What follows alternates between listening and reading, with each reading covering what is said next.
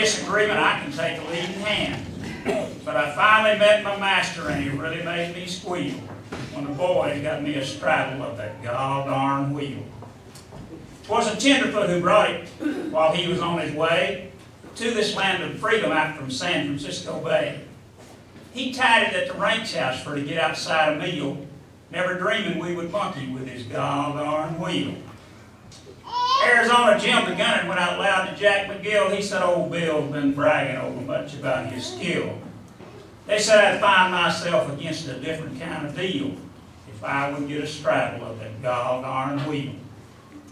Such a slander on my talents made me madder than a mink, and I swore that I would ride it for amusement or for chink, that it was just a plaything for the kids in such a bout, and it'd have her IDs shattered if they'd leave the critter out.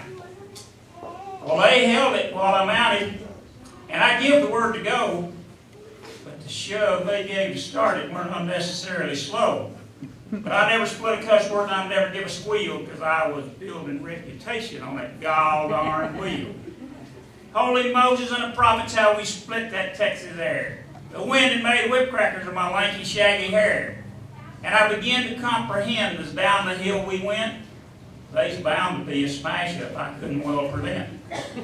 Oh, how them punching balls stay with her, Uncle Bill. Stick a spur in her, you sucker. Turn the muzzle up the hill.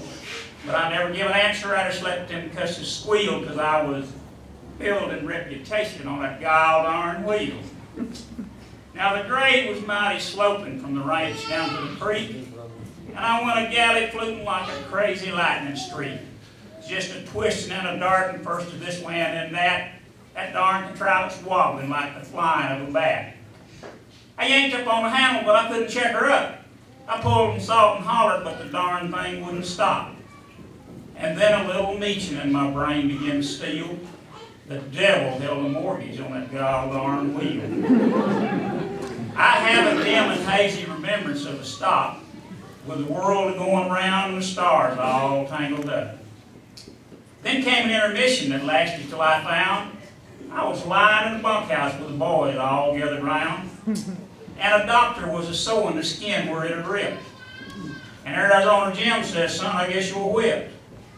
I said, "I think I'm busted from sombrero down to heel." And he grinned and said, "You ought to see that gall-darn wheel."